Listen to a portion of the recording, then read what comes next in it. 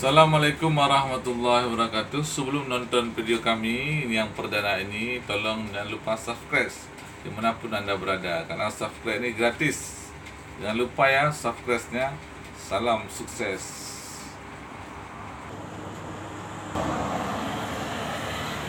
Ya. Assalamualaikum warahmatullahi wabarakatuh. Abu Syih patah dan drone berada. Drone ini mandu berkalian di dunia. Khususnya orang Aceh, drone-nya kerana hina ulama, kerana kering ulama orang Aceh. Orang Aceh dikalan orang dengan mata oleh mana-mana. Tapi ni ingat Abu Syih, pu yang kata boleh sunya tanya tak cok dia pulang. Yang cemara-cemaranya, yang hina-hina ulamanya. Sanda je orangnya hana ulamanya, hana urutnya, iban nasihatnya. Ya. Asal mana agama, sungguh dunia akan support. Maka dia bertahan-tahan ulama Abu Syih. Ni drone tu, drone memang betul-betul urus cinta ulama betul. Dan juga habai luar. Tapi ni kena sama-sama ada bangun Aceh. Baik ni provokasi. Baik ni propaganda bahaya. Lu apa? Baik ni ulama Ron. Baik. Banyak kelik ulama ni bahaya ron. Karena ulama ni adalah warasatul anbiya. Waris para nabi. Urus ulamanya urus ilmu. Enak tu. Yang terkata tanya orang yang ulama. Ulama ada tingkatan. Dan ulama ada yang hana ulama semua. Mandu ulama hasanah. Mandu ulama gad Acehnya.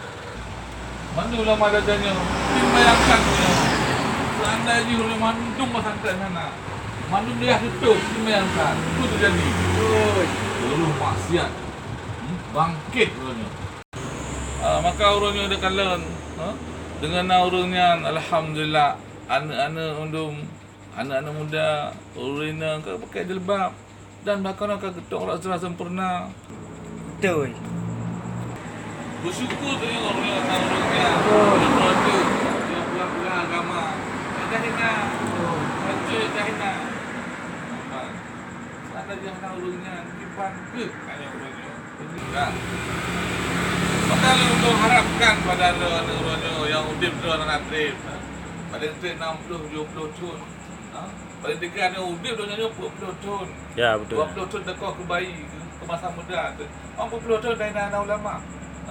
Dan kalau tu dia akan tahu nak grow yang kekal, nak grow abadi itu akhirat. Ada trip ada Berlandia ya. Padahal orang Norwegia, Berlandia, orang trip ini dulu. Antrip. Nuhoi saja. Berlandia, Norwegia, Malaysia tak kuburan.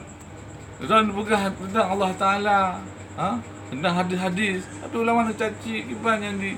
Maka dah perkataan yang baik. Wa man ahsanu qawlan mimman da'a ila Allah. Dah perkataan orang yang baik. Perkataan yang baik adalah mengajak manusia taat pada Allah. Kan tak hina-hina orang. Oi. Biasa aja. Yang perkataan dia kan perkataan yang baik adalah mengajak manusia untuk taat kepada Allah Subhanahu Wa Taala. Kan hina-hina, anjir menghina-hina.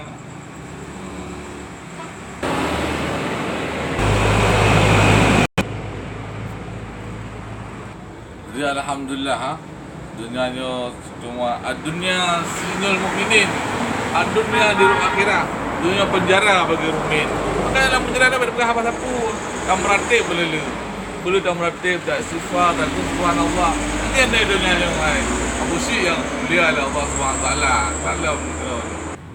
Maka mandu mudah dengarnya. Semoga betul bab punya Abu Syih bahawa hanya tak hina-hina orang lain. Siapapun dia, hanya tak hina. Ibn Syed tabi semangat.